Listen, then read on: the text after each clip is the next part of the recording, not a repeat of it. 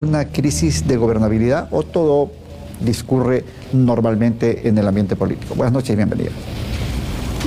Muy buenas noches, un cordial saludo a la audiencia de este importante medio de Santo Domingo y desde acá de Guayaquil, muy agradecida por este espacio, porque necesitamos que los ecuatorianos también generemos compromiso y responsabilidad y hacer conciencia de la realidad que está pasando el país. Si la crisis se viene hablando ya desde hace mucho tiempo, hablando desde del año anterior, crisis de violencia, crisis económica, problemas de educación, alimentación. Entonces el problema no es de uno solo ni solo de un gobierno, sea quien sea que esté al frente. Entonces yo creo que nos debe también ser partícipe, no solo quejarnos en los chats, sino ver qué puedo hacer también yo por mi país, pues no, así sea para dar una opinión, así digan que es tonta, pero no importa, tenemos el derecho a expresarnos y eso es lo bueno, que tenemos una constitución que nos da esas libertades. Y yo creo que el tema de la gobernabilidad y la diferencia con la gobernanza, es importante que empezamos a comprender los ecuatorianos. ¿Y por qué digo los ecuatorianos? Porque el Estado no solamente es el gobierno, lo hacemos todo, porque quienes pagan los impuestos, quienes van a generar las rentas para sostener los gastos del Estado, somos nosotros. Entonces, somos un círculo donde todos tenemos aquí que intervenir. Por eso, las tomas de decisiones que yo rescato sobre el artículo 95, sobre todo, sobre ese rol protagónico que tiene el pueblo, que lo determina la Constitución, hoy más que nunca es importante comprenderlo. Pero, sobre todo, buscar la Constitución y remitirnos al artículo 1, que es el principio fundamental justamente de ese derecho, de ese principio fundamental que nos da la Constitución. ¿Qué somos dentro de este Estado? ¿Qué somos dentro de ese cuerpo normativo que un día votamos por esa Constitución? Y es que la soberanía radica en el pueblo. Si no entendemos qué es soberanía, no podemos visualizar hacia el futuro qué queremos de este país y por qué tiene que ser importante y por qué somos responsables. Si no entendemos la soberanía, qué es soberano y qué son estos derechos, no vamos a poder ejercer y vamos a andar mendigando derechos ante las autoridades. En base a lo que usted, el comentario que nos acaba de formular, yo me permito preguntarle, ¿el Ecuador es un país soberano? Se podría decir que en las circunstancias que estamos, donde las autoridades no están respetando ni haciendo respetar la norma constitucional como norma suprema, se podría decir que esa soberanía está en riesgo, desde adentro hacia afuera. Imagínense si casa adentro... ¿Qué ejemplos se podría poner de que no se está haciendo respetar la soberanía? Por ejemplo, el derecho ¿qué le puedo decir? El derecho a una educación de calidad. Pongamos, la educación pública, los niños en qué condiciones asisten, y ese padre de familia tiene que estar viendo en qué escuela lo pone, porque el registro social, el registro que deben de tener del niño que está en una zona X, ese niño tiene que ir donde en cualquier punto geográfico del país, ese niño tiene tiene garantizada por la Constitución ese derecho, pero no se cumple. Hay mucha deserción ahorita de menores, porque los padres no han podido, por desempleo, por distintos factores. Pero si el Estado tiene un registro, así como tienen cuando al niño lo van a expulsar, así como cuando por otros motivos el niño sí tienen el nombre, en los problemas de judiciales, por los problemas de alimentos, sí se preocupan ahí de tener esos datos, pero cuando se trata de darle esa garantía, esa calidad y calidez de educación, no se respeta, no se preocupan las autoridades respectivas de que ese niño, velar porque ese niño tenga una educación, desde los primeros inicios de su educación. Permíteme añadir a su comentario unos datos que provienen del propio Ministerio de Educación del Ecuador, en el que informaron que en este inicio de este nuevo proceso de año escolar en la costa dejaron de inscribirse, de cursar educación, más de 86.000 niños solo en la costa. Imagínense, y así queremos nosotros dar un paso adelante y evitar el caldo de cultivo para que crezca y se infle la violencia. Con 86.000 niños, más de 86.000 niños fuera del sistema educativo. Claro. Imagínese con esos datos estadísticos que usted menciona, justamente, y ahí es donde viene pues que no existe esa gobernabilidad que debe cumplir el Estado, o sea, devolverle, así como recauda, impone, porque los impuestos es imposición, debe devolverse, y ese es el compromiso del gobernante, de devolverle en servicios, en los servicios públicos, en darle los derechos que tiene que atender en estos momentos, pues los servicios básicos, y en esta ocasión el tema de la educación, que tenga una educación de calidad. Pero con 86,000, por ejemplo, niños que están prácticamente en una situación de deserción, que no tienen, no van a seguir estudiando, ¿dónde está el registro del por qué? El estudio que ya tuvieron que haber levantado, cuántos niños hay de tal escuela, de educación pública, pues sobre todo, ¿qué está pasando con esos niños? ¿Es problema de hogar? ¿Es problema de cambios de domicilios? ¿No tuvieron para pagar el alquiler y se fueron a otro lado? En esos puntos no hay una escuela, o el sitio donde están ubicadas las escuelas son sitios muy inseguros. O sea, hay una serie de factores sociológicos que se deben analizar, pero ese trabajo debe ser coordinado, y esa es la parte en cuanto a gobernanza, la comunicación, la coordinación intergubernamental entre las instituciones con el Poder Ejecutivo no se está manejando. En este caso, el presidente de la República, a través de sus diferentes instituciones y a través de quienes son responsables de la política pública, de la gestión de la política pública, debe dar respuesta. Pero no solamente ser cifras macroeconómicas, sino que deben coordinar, es ir donde están los problemas neurálgicos, porque si solo nos manejamos con cifras cerradas, contamos cuántos colegios, y aquí hay el problema y la solución, y la sociedad quiere solución, y eso es lo que no hay. Entonces, cuando un presidente no atiende, ¿sí? Disculpe que le interrumpa, usted habló sobre gobernabilidad y gobernanza. Me gustaría que nuestros amigos que nos están viendo en este momento pudieran entender la diferencia entre lo que es gobernanza y lo que es gobernabilidad. ¿Sería tan gentil de compartir estos criterios?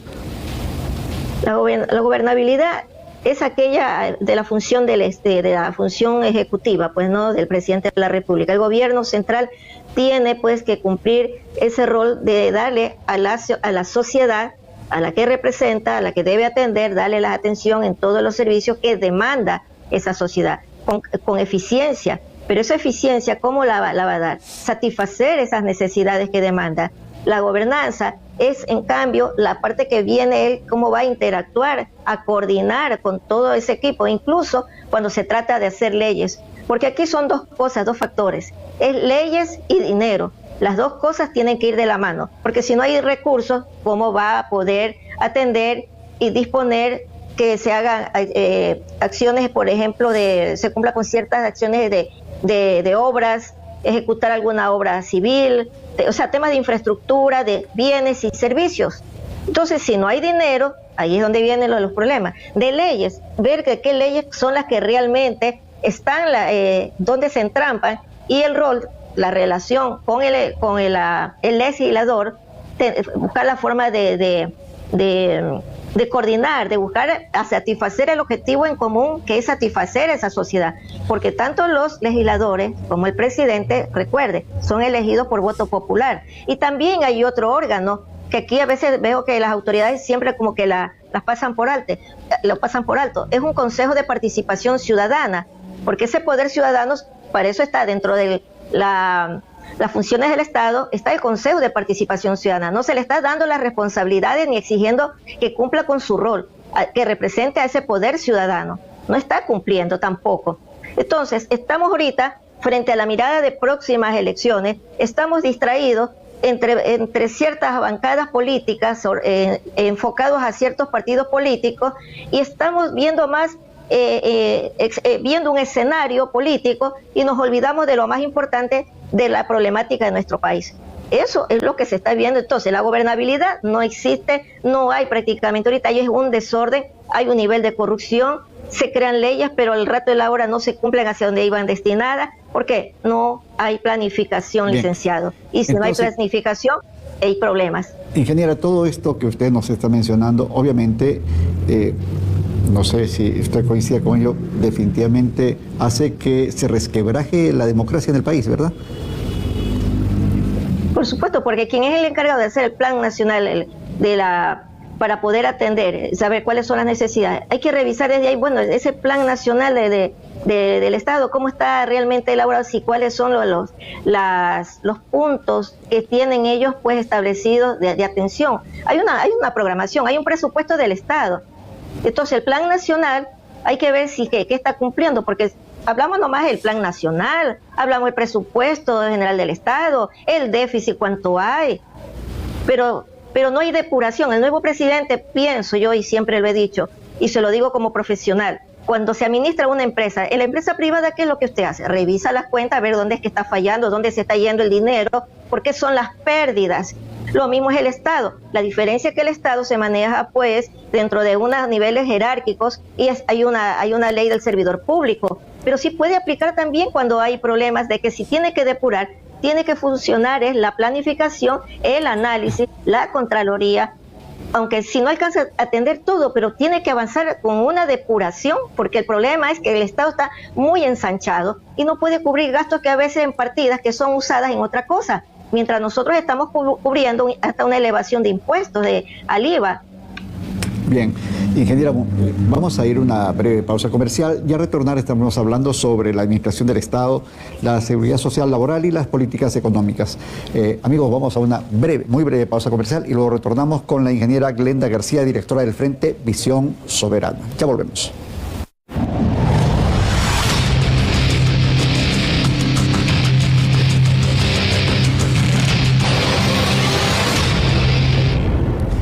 Continuamos con su programa En la Mira a través de Saracay Televisión Canal 5. Estamos conversando sobre la coyuntura política, económica y social de cara a las elecciones de 2025. Nos acompaña la ingeniera Glenda García, directora del Frente Visión Soberana desde Guayaquil. Estamos analizando el tema de la gobernabilidad, la democracia, la participación ciudadana, la administración del Estado. Y en este punto, ingeniera, yo quisiera hacerle un breve comentario para escuchar su opinión al respecto.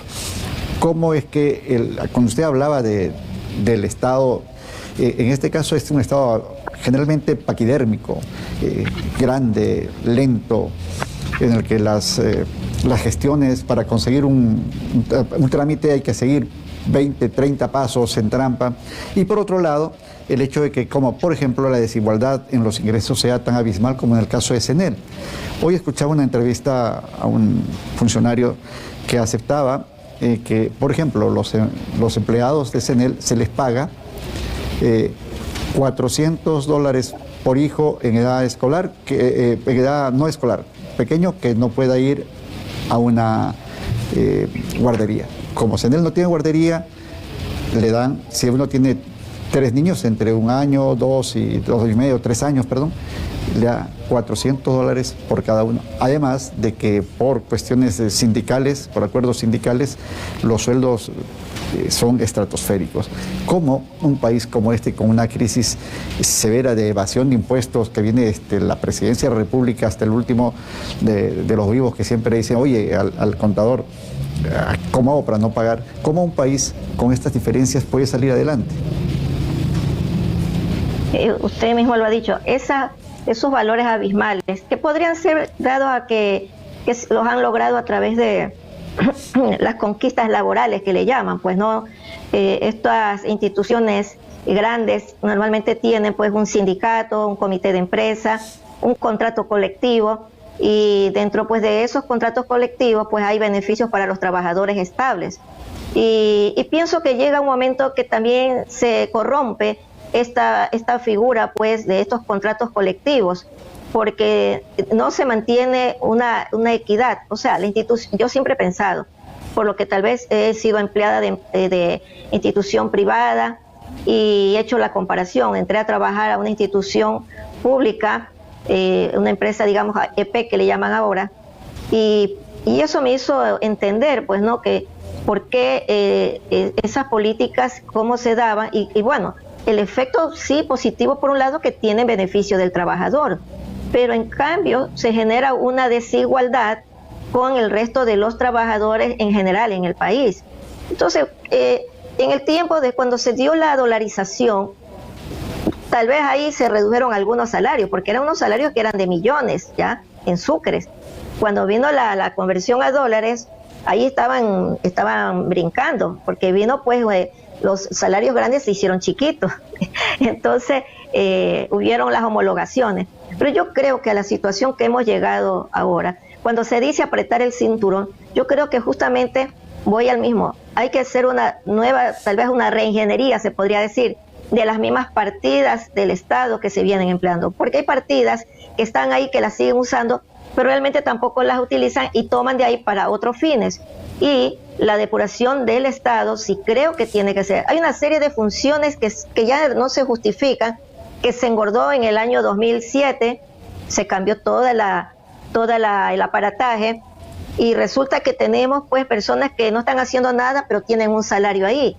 Ese exceso de burocracia, pienso yo que por ahí es uno de los principales rubros que tiene que verse. En este caso son partidas en el presupuesto del Estado, porque eso es gasto para el Estado, y reducción de atención a la población, a que se devuelva en servicio, en la atención, en servicios de calidad.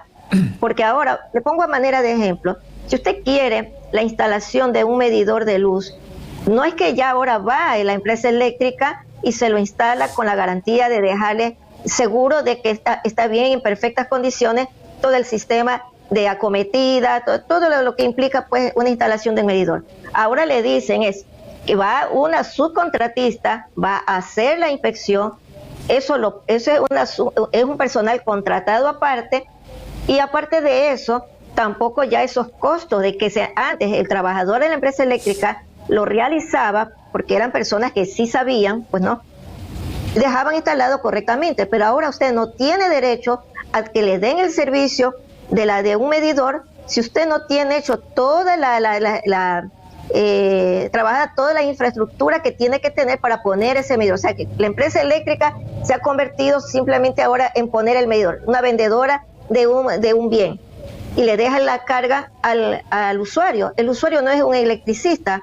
¿Y qué le obliga? A que usted tenga que generar un gasto que de pronto no sabe si sabe esa persona, ¿quién le garantiza que mañana pues se genere un cortocircuito? Cuando eso lo debió haber sido responsabilidad, y aunque sea cobrarlo en los costos de la facturación de la empresa eléctrica, pero no, se lo traslada. Entonces, sin embargo, el consumo, las tarifas de luz siguen aumentando, y ahora poco que hubo pues una ley que entró pues como urgente en materia económica, y se la aprobaron rapidísimo. Por eso yo digo, los asambleístas, los legisladores, no están legislando para el pueblo, no revisan, están jugando pues a ver a ese contrapeso político, cuánto los beneficios de ellos, si ellos dan el voto, que negocian. Ellos le llaman coincidencia, yo lo llamo sinvergüencería, y deberían de ser esas personas, si no cumplen su rol, no deberían ser legisladores. Mire los cambios de camiseta. ¿Usted cree que si usted le da el voto a alguien para que vaya por tal partido político, usted está decidiendo su votación? Los resultados electorales dan, tal persona ganó por tal partido, y al rato de la hora estas personas dicen, no, me voy con el otro se va con el otro. Y entonces, ¿qué? Nos usaron simplemente de apalancamiento para dar un brinco a donde ellos quieren ir, como que si fuera la tienda de esos, la Asamblea Nacional. Entonces, sí, ese desorden que estamos viviendo, fíjese. Lo que usted manifiesta es cierto, ¿no? El gobierno apenas empezó su gestión, recibió el apoyo político en la Asamblea Nacional, en lo que se consideró como un pacto entre Partido Social Cristiano, la Revolución Ciudadana, que construye, y los diputados de ADN, que le aprobaron las leyes económicas. Sin embargo, la diatriba política ha derivado en un enfrentamiento estéril, inútil desde mi punto de vista, porque, por ejemplo, ahora el presidente está vetando las leyes que la Asamblea aprueba. Por ejemplo, la última, en la que se legislaba para que tengan el gobierno la obligación de entregar directamente el dinero a los GATS municipales y parroquiales de las prefecturas. El presidente la vetó como represalia a decisiones políticas de la Asamblea en contra del gobierno. ¿A dónde cree que nos puede llevar este enfrentamiento, que creemos es estéril e inútil, entre los legisladores y el Poder Ejecutivo? O sea, miren nomás el problema de los GATS. Y le voy a ser muy preciso. Voy a hablarle del municipio de Guayaquil. Como no tiene ahorita justamente pues los recursos económicos el alcalde, pienso que hay una serie de en este momento de disposiciones, aplicando multas en los sectores, en la comunidad, digamos así, a los negocios. O sea, está creo, procurando hacer recaudación a través de las multas, pero está perjudicando a muchos ciudadanos, más que nada de los que tienen pues pequeños negocios con clausuras, una serie de cosas. Pero vamos al otro punto. Los gobiernos descentralizados, ellos están amparados en la Constitución y el gobierno central debe respetar. Sin embargo, cuando habla del déficit, que no tiene plata, dice que tiene que pagarles, y cuando él consigue el financiamiento de créditos internacionales, entonces ¿a quién va a pagar?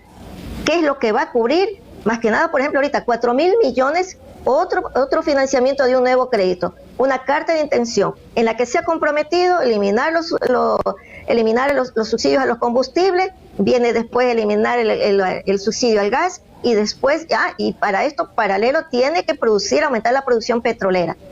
¿Cómo lo va a cubrir de paso con un petróleo que está a la baja? Entonces, no sé qué es lo que pasa con estos asesores, o simplemente va y firma y acepta todo lo que le digan. Sobre ese en el tema, Fondo Monetario los 4.000 millones que el Fondo Monetario ha decidido aportar para la economía venezolana, es un lapso de 4 años, no es que llegan los 4.000 millones. O sea, lo que sí ha entregado el gobierno, va a entregar, está a punto de recibir el gobierno, es de 1.100 millones, ¿no?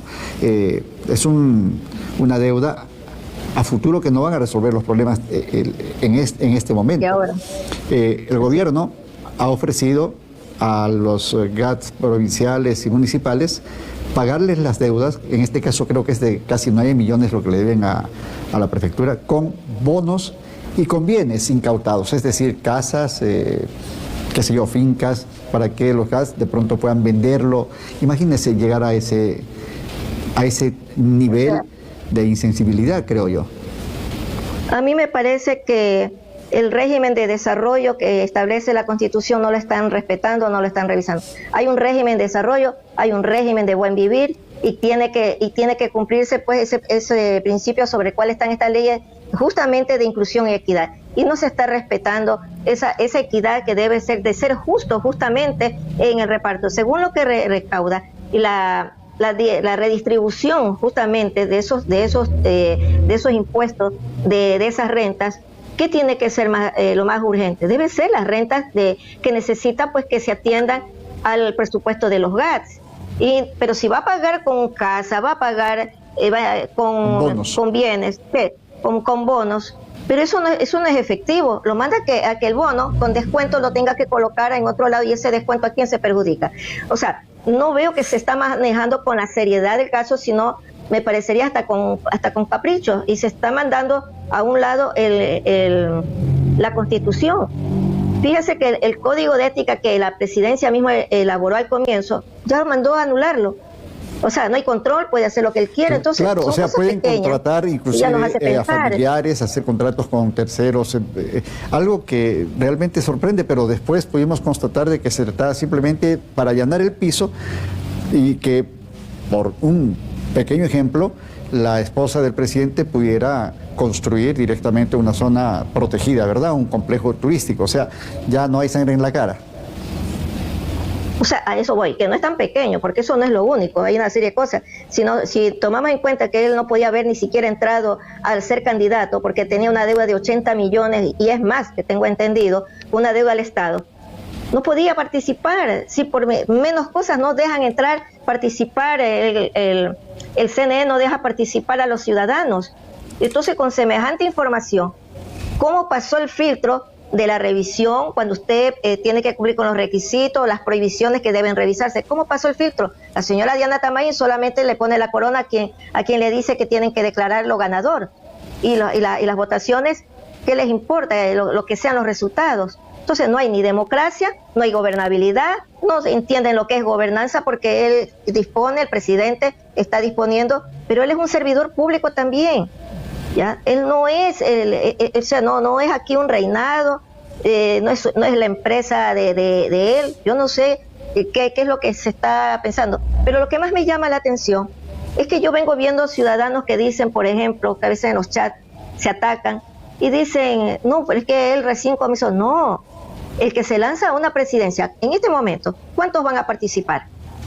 ¿Qué plan tienen ellos? ¿Qué nos ofrecen cada uno de ellos? ¿Qué análisis han hecho sobre la Constitución? Si dicen que la Constitución es la culpable de lo que pasa aquí, que lo que pasa acá. Pero díganos dónde, pues, ¿qué van a hacer ya? ¿Tú cómo me vas a hacer cumplir? Tengo el primer capítulo lleno de derechos.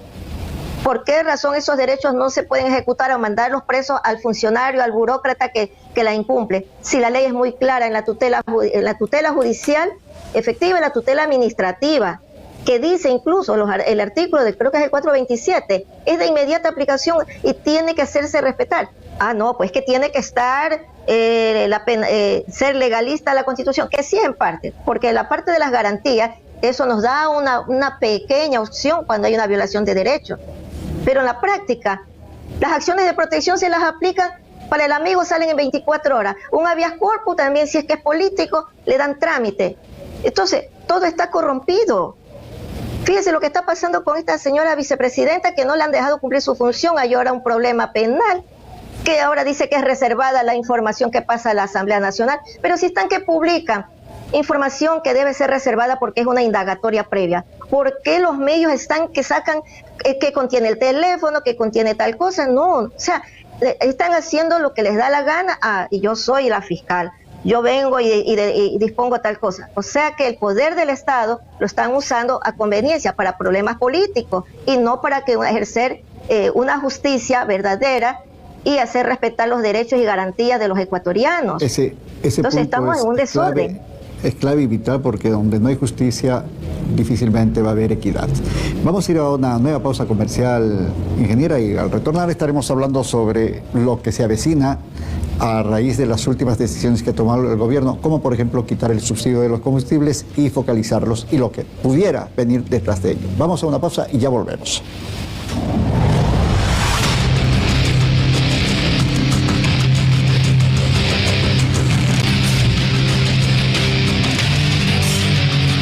Entramos así a la parte final de su programa En la Mira, en el que estamos analizando la coyuntura política, económica y social del gobierno de cara a las elecciones de 2025. Nos acompaña la ingeniera Glenda García, quien es directora del Frente Visión Social. Lo hace a través de una videollamada porque ella se encuentra en Guayaquil.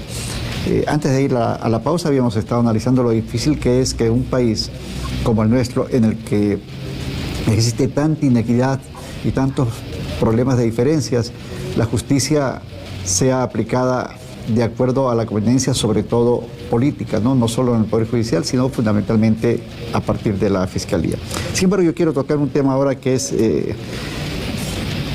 delicado, porque en dos oportunidades anteriores, cuando el gobierno intentó quitarle el subsidio a los combustibles, esto desató una protesta en el que hubo lamentablemente muchos muertos y por los cuales no hay ningún sentenciado, ¿no? El gobierno ha dicho que ya no hay marcha atrás, que es una decisión tomada, obviamente por exigencias del Fondo Monetario, el que se retire el subsidio a los combustibles y que van a focalizarlo en los taxistas, los transportistas rurales, etcétera.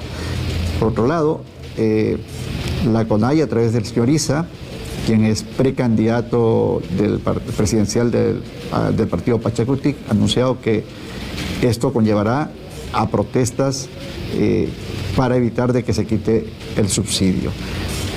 ¿Cuál cree que puede ser el desenlace de esta decisión que tomó el presidente Daniel Noboa? Hay tres situaciones ahí. Una, que ya está firmado la carta de intención, porque adjunto a eso va el informe técnico del Fondo Monetario. En base a eso fue que le aprobaron pues los 4.000 millones de préstamos, como usted dijo. No es que va todo de golpe, porque el primer año, 2024, le van a dar 500.000, me parece. No, 1.000 millones, sí. Pero le dan una parte y por la otra parte.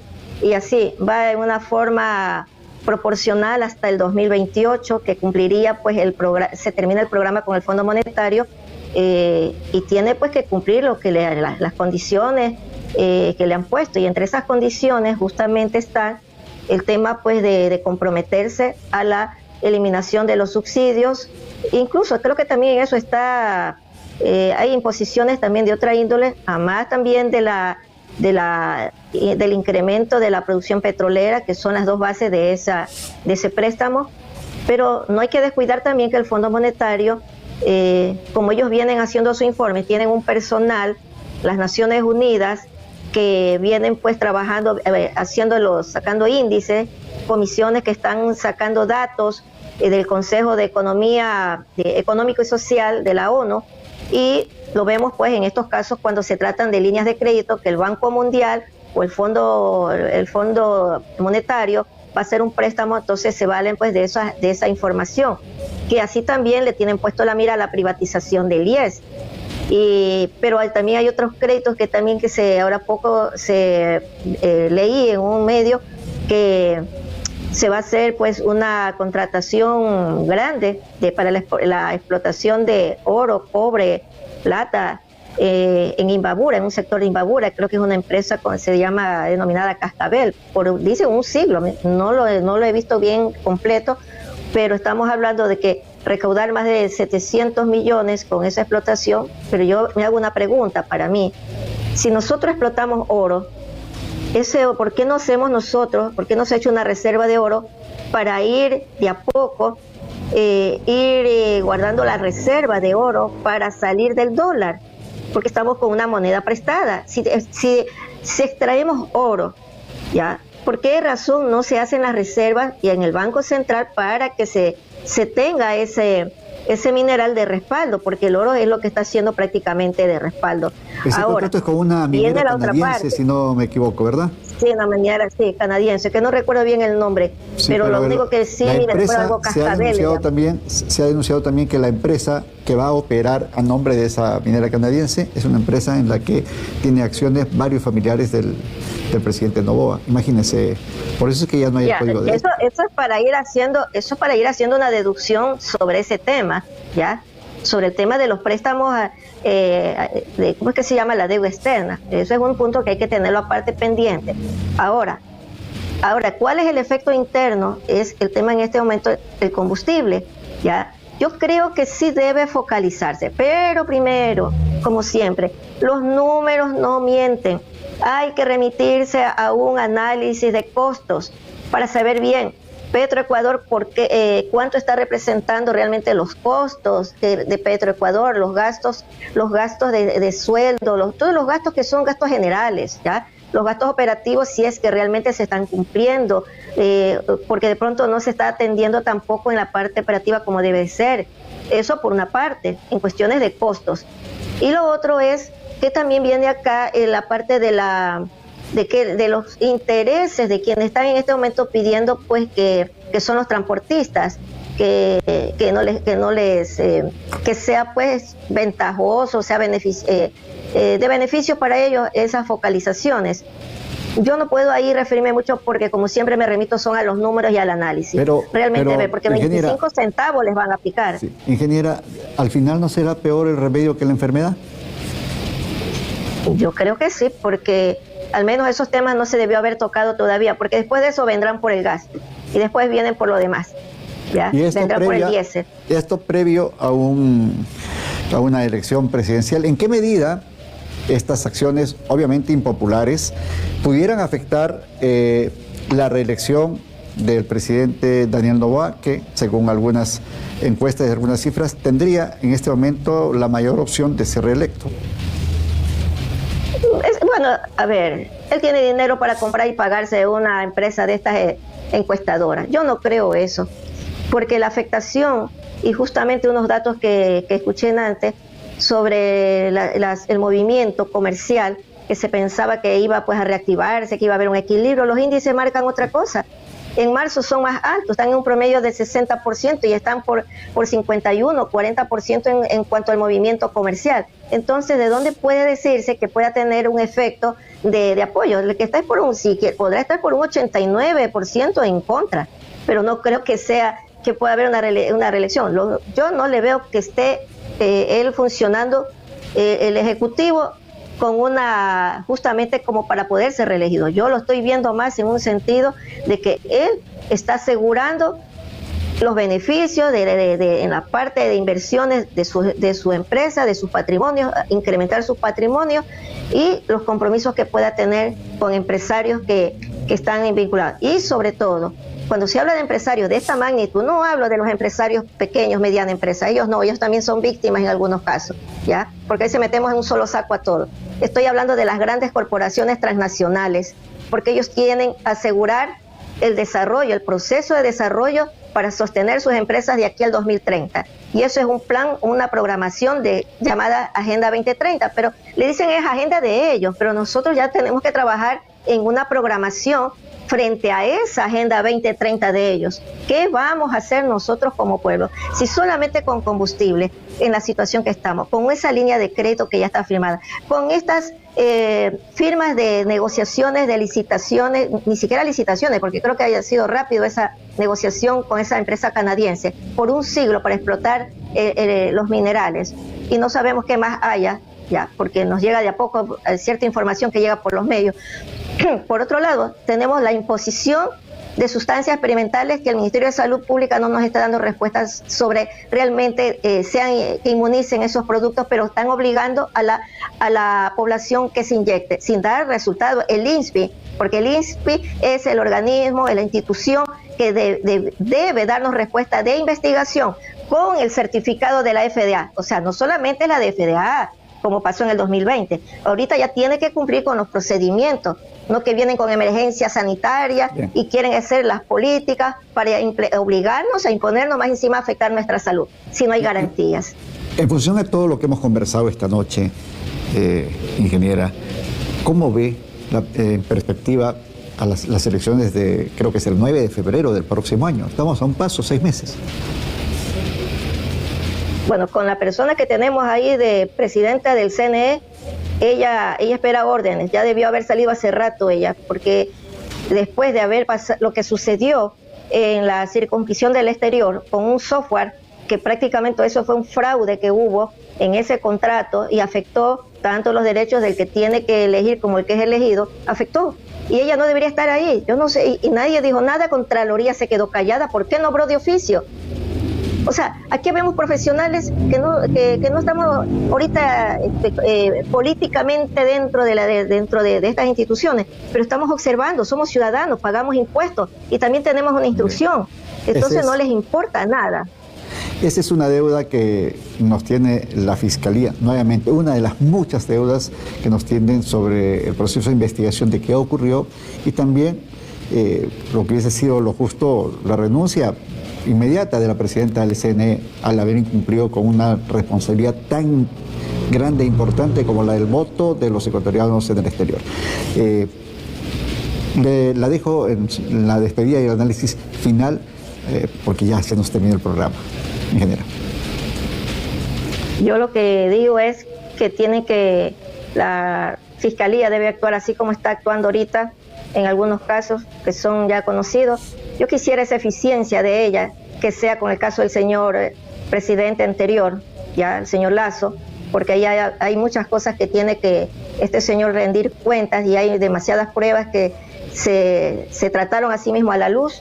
Asimismo el caso de la señora Diana Tamay. Entonces, si no se hace justicia, no se cumple con la ley, ella que está, entonces los ecuatorianos en estas próximas elecciones no sabemos qué es lo que va a pasar y la recesión que se nos viene, eso parece que es inevitable. Es lo que yo puedo pues sacar una conclusión al momento, pues hay muchos temas, pero al menos eso es lo que ahorita más al momento visualizo.